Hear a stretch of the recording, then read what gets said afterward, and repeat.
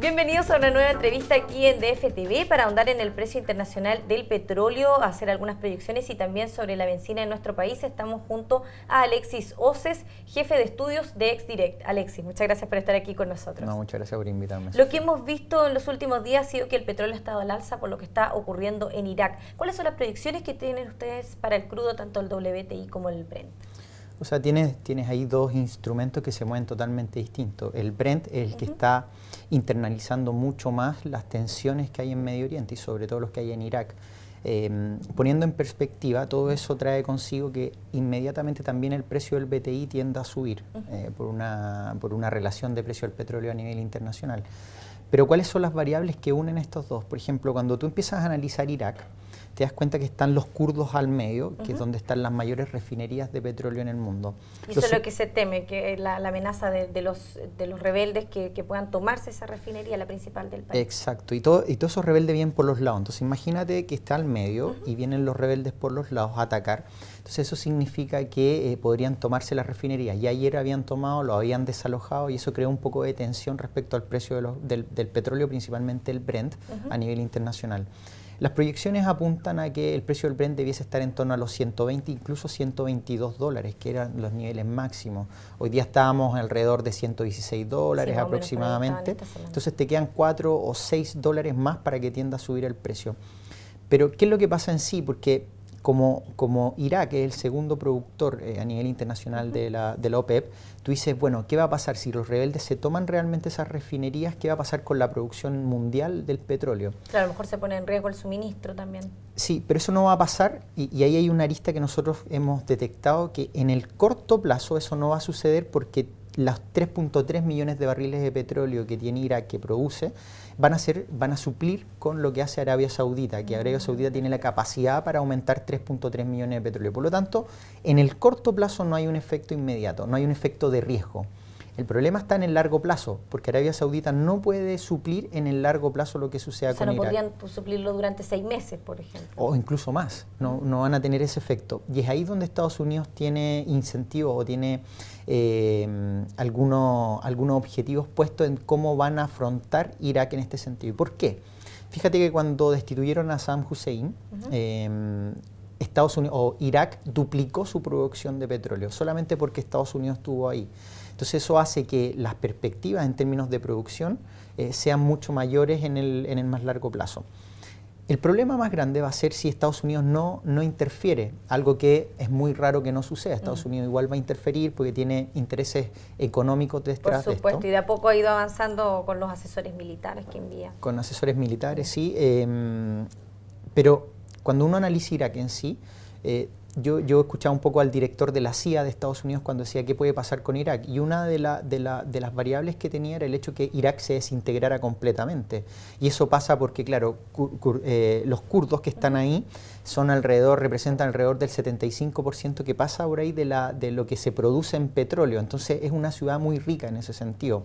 Ya tienes un éxodo de 300.000 personas que están yendo a Kurdistán para quedarse ahí porque saben que los van a proteger. Sabe que van a proteger esa parte, pero no las otras ciudades, entonces puede haber una división. Ahora, Kurdistán se está aprovechando un poco y está reclamando, y siempre ha reclamado terreno sobre Irak, y hoy día está aumentando cerca de 1.000 kilómetros más sus límites fronterizos dentro de Irak. Entonces, todo este conjunto hace que internacionalmente el precio del petróleo tenga mucha volatilidad. Lo hemos visto subir alrededor de un 5% en 2 semanas, aproximadamente. Tienes un efecto que va a generar, pero Estados Unidos ya se ha puesto con los miembros de la no OPEP, que termina siendo México, Canadá, Estados Unidos, y dicen que van a aumentar su producción de petróleo en un 2%. Eso hace que se supla para ir compensando la baja que se podría generar con Irak. Entonces, por eso nosotros creemos que en el corto plazo no va a haber un efecto tan catastrófico respecto a la producción de petróleo, pero sí en el largo plazo si es que realmente Irak se divide. Alexis, si esto se mantiene, el conflicto que está ocurriendo en Irak, ¿podría también suponer riesgos para el crecimiento económico global? De hecho, hoy día aparecía en el diario financiero que habían entrevistado a ustedes que había una caída en un 0,5% del PIB a nivel mundial. Ahora sí, podría significar, pero si eso se mantiene en el largo plazo. Hoy día hemos pasado de un conflicto geopolítico desde Ucrania con Rusia, nos hemos derivado otra vez a Irak y así vamos a ir en el largo plazo. Estos conflictos empezaron con las primaveras árabes en el 2010 aproximadamente, se han ido trasladando. Sí. El único problema que hay, que de hecho decía el director de la CIA, que lamentablemente no saben cómo piensa este grupo sunita, este grupo separatista, no saben cómo está pensando, qué cosas más va a hacer. Entonces es muy difícil poder afrontar qué cosas podrían venir en el futuro. O realizar proyecciones también. Absolutamente. Ahora, a nivel local, ¿cómo nos puede afectar el alza del petróleo, que ya vemos que va a seguir subiendo al parecer a las bencinas? Sí, bueno, tienes por lo menos, mira, fíjate, en el Brent a nivel internacional 5% al alza. Tienes el BTI subiendo alrededor de un 3,4% al alza en las últimas 2 semanas. Entonces, uno se pregunta qué va a pasar con el precio de las bencinas. Las proyecciones que hay en el ámbito nacional respecto al precio de los combustibles a nivel internacional van a seguir subiendo y probablemente generen mayor volatilidad. Vamos a tener unas próximas 3 semanas con mucha volatilidad del precio del petróleo que alcance niveles máximos. Entonces, a nivel nacional, ¿cómo estamos afrontando eso? Se envió el proyecto de ley del MEPCO, el que reemplaza al antiguo CIPCO, y se ha planteado muchas diferencias respecto a estos dos instrumentos. ¿Cuál es mejor o cuál es peor? Si nos abordamos del CIPCO, el CIPCO tenía una referencia de una banda de un 10% que se moviera el precio del petróleo, por lo tanto canalizaba o atenuaba un poco las alzas del precio. El problema era que en los últimos 2 años las bandas han funcionado muy poco. Exacto. Te vas al MEPCO, que es una medida entre comillas, más populista, que lo que hace es frenar las alzas en 5 pesos. Vas a tener una banda un 5 pesos por arriba y 5 pesos por abajo. Por lo tanto, con estas proyecciones de aumento del precio del petróleo a nivel internacional, lo más seguro es que el MEPCO esté actuando en un buen momento. Pero va a actuar desde el 1 de julio, entonces va a empezar a canalizar desde el 1 de julio en adelante algunas alzas o atenuar las alzas del precio de los combustibles. Y ahí nosotros estamos proyectando la próxima semana un aumento del precio de los combustibles entre 7 y 12 pesos aproximadamente. Eso es lo que va a pasar la próxima semana, con injerencia directamente en el aumento del precio de las bencinas a nivel internacional, el Brent y el BTI, pero el tipo de cambio esta semana no ha tenido variación respecto al inicio, o sea, está cerrando aproximadamente en 556, por lo tanto no va a tener tanta influencia, va a tener una influencia de 2 pesos aproximadamente. Pero todo lo demás va a ser en base al aumento del precio del petróleo a nivel internacional. Así que las bencinas lo más seguro es que desde la semana del 26 de junio. Del 26 de junio, el próximo jueves, en adelante ya debiese tener una proyección entre 7 y 12 pesos el aumento del precio de las bencinas. ¿Cuál es el diagnóstico que hacen ustedes de este llamado MEPCO? Un poco pesimista. ¿Por qué?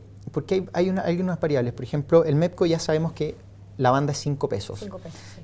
Pero hay una letra chica, que es el hecho de que esa banda va a ser 20 pesos mensuales. ¿Qué pasa si el precio del petróleo semanalmente se está moviendo más de 10 pesos? O sea, si sigue subiendo como está subiendo. Si sigue subiendo como está subiendo. En promedio, cuando hay tensiones, está subiendo entre 15 y 30 pesos. Entonces quiere decir que vamos a atenuar el alza 5 pesos por 2 semanas, pero las otras 2 semanas, aunque tengamos un alza de 30 pesos, se lo va a traspasar directamente a los precios de los combustibles. Y ahí está el real problema, en el alza. Si te mantienes en una banda estable que suba 10 pesos semanales, eso significa que la subvención es 5 pesos, te alcanza a cubrir un mes y eso significa 240 pesos en lo que es del año, en las alzas. Pero el problema más grande es que cuando hay tensión, nosotros sabemos que el precio de los combustibles no sube 10 pesos a la semana, sube mucho más que eso. Entonces ahí hay un diferencial que no podría cubrir y que significaría aumentar el precio. Por la baja, si el precio de los combustibles cae o cae el tipo de cambio, vas a tener que la variable de 5 pesos a la baja va a atenuar los precios, pero eso va a significar que las caídas del precio de los combustibles sean más lentas. O sea, y eso en este caso que tenemos un precio de los combustibles tan alto, va a significar que el precio de los combustibles se siga manteniendo en niveles altos y le cueste mucho más caer. O sea, va a tender más a mantenerse en los niveles actuales. Sí, es muy difícil. Tendría que caer aproximadamente, te digo, 240 pesos para a la baja. Ahora, la pregunta, y ahí nosotros ponemos el diagnóstico más crítico.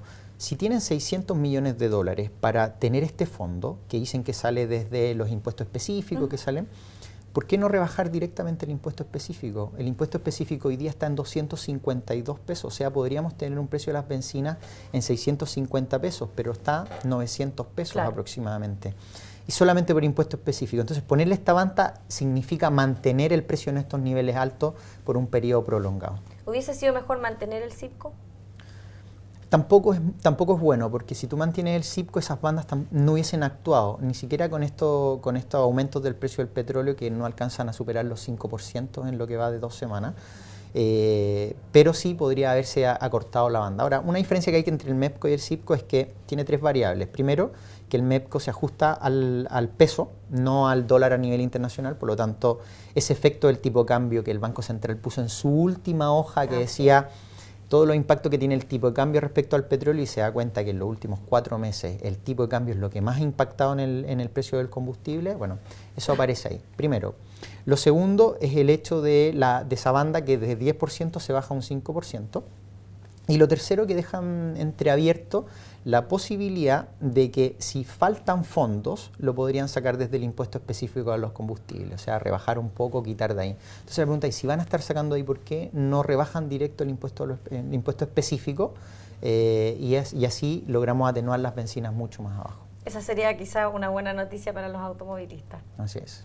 Alexis, muchas gracias por haber estado aquí con nosotros comentando el precio del petróleo y también cómo podría impactar estas alzas a las bencinas a nivel local. No, por nada, Sofía. Muchas gracias por invitarme. Y a ustedes los esperamos en una siguiente entrevista aquí en DF TV.